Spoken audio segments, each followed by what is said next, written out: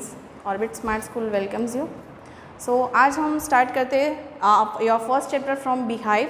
Your first chapter is lesson number 1 the fun they had, that was written by Isaac Asimov, जो एक professor है, एक writer है और कह सके कि एक साइंटिफिक काम है उनका। तो वो जब भी कोई भी काम करते हैं साइंटिफिक और फिक्शन को मिला के करते हैं। तो उनकी कोई भी स्टोरी होगी, कोई भी बात होगी, वो साइंस से रिलेटेड या फिक्शन से रिलेटेड होगी। तो यहाँ पे ये जो स्टोरी है आपकी द फन दे हैड, वो स्टोरी उन्होंने लिखी है फ्यूचर को ध्यान में रखते हुए, फ्यूचर की स्टोरी से रिलेटेड, फ्यूचर में एजुकेशन कैसा होगा, फ्यूचर में बच्चे कैसे पढ़ेंगे। अब आप लोग सोच रहे होंगे कैसे क्या पढ़ेंगे, जैसे हम पढ़ते हैं वैसे ही बच्चे पढ़ेंगे।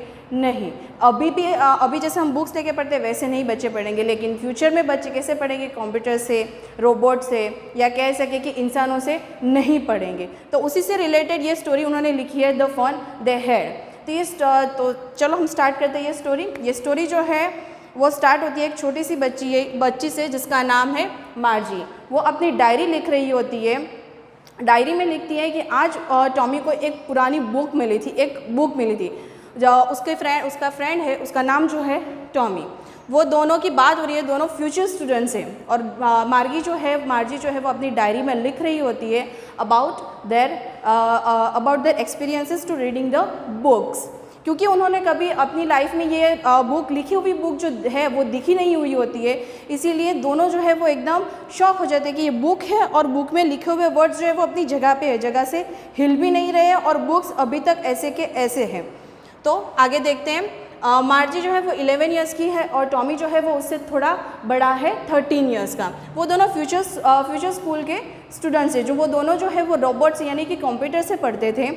तो वो उन दोनों के लिए एकदम डिफरेंट था। बुक जो थी वो टॉमी की थी, जो उसे अपने ग्रैंडफादर ने यानी कि अब उसके दादाजी ने उसे ये बुक दी थी, जो उसे मिली थी एक एटिक से। अब आप लोग बोलोगे कि एटिक का मीनिंग क्या होगा, तो एटिक का मीनिंग होता है स्टोर रूम। जैसे सबके घर में होता है वैसे ही स्टोर रूम से उसे वो बुक मिली थी। जो बुक और उसने निकाली तो बुक उसने पेजेस जो है वो टर्न करने स्टार्ट किए। तो टर्न कर जैसे ही करने लगा तो उसके पेजेस जो थे वो एकदम येलोइश हो चुके थे। बुक जो थी वो थोड़ी फट चुकी थी, उसके पेजेस जो थे वो थोड़े क्रिंकली हो चुके थे। और बुक देख के वो एकदम सरप्राइज हो गया कि उसके अंदर जो वर्ड्स है वो स्टिल देयर, राइट, क्योंकि उन्हें टेली बुक्स पढ़ने की आदत थी, जो कंप्यूटर में जो बुक्स होती है वो बुक्स पढ़ने की आदत थी। तो उसकी वजह से वो एकदम सरप्राइज हो गया कि इसके वर्ड्स जो है वो स्टिल इन देयर बुक्स, और बुक वैसी की वैसी अभी भी है। उसके बाद वो मार्जी से बात करता है, मार्जी को दिखाता है बुक के, देखो उसे बुक मिली है और ये बुक उसे उसके दादाजी ने दी है। फिर दोनों मिल के बुक जो है वो रीड करना स्टार्ट करते हैं अबाउट द ओल्ड स्कूल्स। मार्जी जो है उसे स्कूल, आप आगे देखते हैं, मार्जी जो है उसे स्कूल पसंद नहीं थी और ना उसके टीचर्स जो थे वो पसंद थे। वो किस लिए पसंद नहीं थे, क्योंकि उसकी एग्ज़ाम जो थी वो ली गई थी और उसके मार्क्स जो थे वो एकदम कम आए थे। इसलिए मार्जी को स्कूल भी नहीं पसंद थी और ना उसके टीचर्स पसंद थे, क्योंकि वो कैसे पढ़ते थे, रोबोट से यानी कि मैकेनिकल टीचर से पढ़ते थे। तो उसे पढ़ना भी पसंद नहीं था और ना एग्ज़ाम देना पसंद था। वैसे तो सारी बच्चों को पसंद नहीं है, ना टीचर पसंद है ना टेस्ट पसंद है।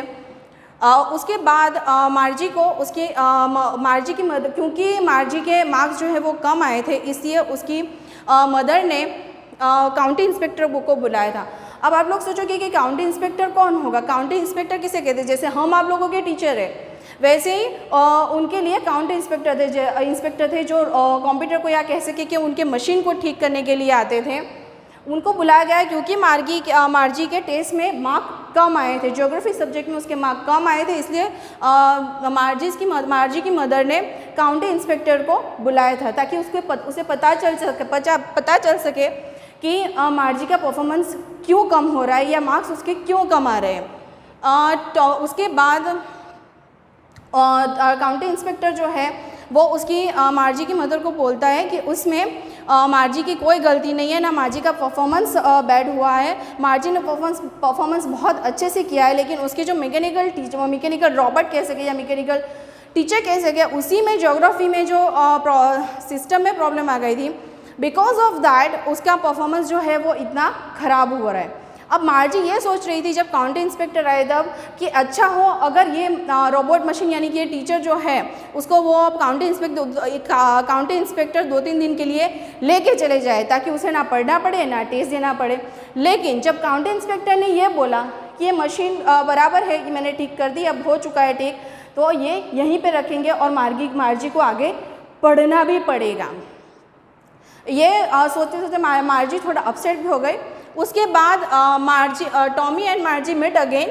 उसके बाद Tommy was explained about the centuries ago school, right. Tommy ने मार्जी जब अपने काउंटी इंस्पेक्टर से मिलने गई थी तब टॉमी ने काफ़ी सारे पेजेस बुक के रीड कर लिए थे।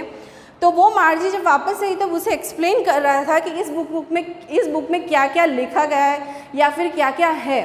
तो उसमें क्या था, टॉमी ने कहा कि सालों पहले स्कूल कैसी थी या फिर ऐसी स्कूल नहीं थी।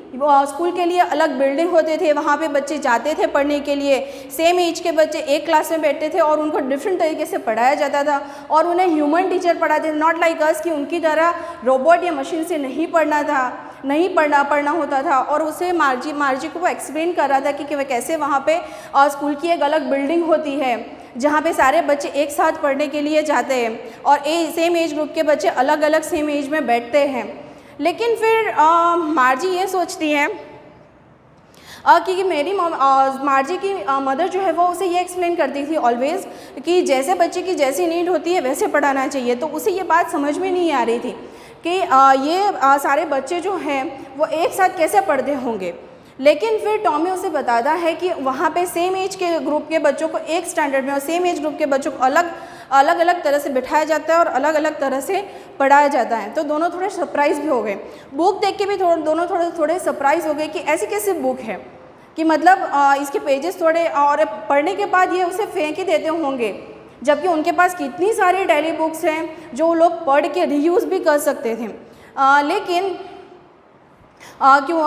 मार्जी जो है उसने इतनी सारी स्टोरीज़ या इतनी सारी बुक्स नहीं पढ़ी हुई होती है, क्योंकि टॉमी जो है उससे काफ़ी बड़ा है, आप लोग देख रहे होंगे काफ़ी बड़ा है उससे, तो उसने काफ़ी सारी डेली बुक्स पढ़ी हुई होती, तो वो ये बात समझ रहा था।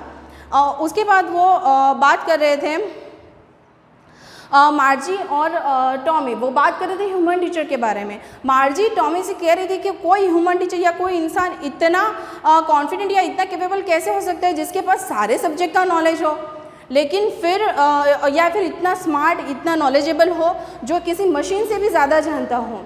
लेकिन फिर टॉमी ने उसे बुक में से पढ़ के बताया कि ऐसा नहीं है, सारे सब्जेक्ट से रिलेटेड या फिर सारी चीज़ों के लिए सारे अलग टीचर्स वहाँ पे अवेलेबल होते हैं जो सारे सब्जेक्ट से रिलेटेड वो उसे पढ़ाते हैं। फिर टॉमी जो है वो मार्जी को बताता है that school was in a special building.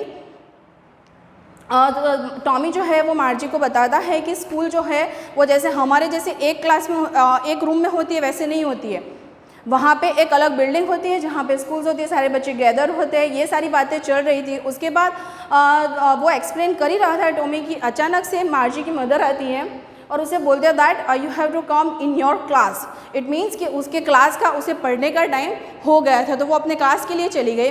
उसका उस दिन अर्थमेटिक का लेक्चर था, तो वो वहाँ पे सामने कंप्यूटर के रोबोट के सामने जाके बैठ गई। लेकिन उसके दिमाग में वही बातें, टॉमी की जो बात थी वही बातें बार बार रिपीट हो रही थी कि कैसे पहले बच्चे सब एक साथ एक स्कूल में जाते थे, एक साथ खेलते थे, एक साथ पढ़ते थे, एक साथ सारी चीज़ें शेयर करते थे। तो वो इतना सोच रही थी कि कितना मज़ा करते होंगे बच्चे कि सब एक साथ सेम एज ग्रुप के सब जाके पढ़ते होंगे।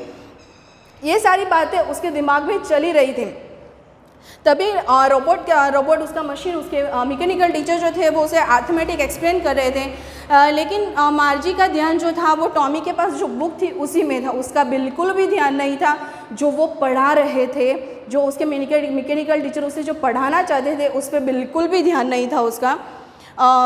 Now मार्जी was interested in reading. अब क्या हो रहा था, मार्जी क्लास में बैठी तो थी लेकिन उसका ध्यान अर्थमेटिक का लेक्चर जो चल रहा था उसमें बिल्कुल नहीं था। उसका ध्यान पूरा का पूरा ध्यान उसका जो टॉमी जो बुक रीड कर रहा था उसी के उस रीडिंग में ही था पूरा का पूरा ध्यान।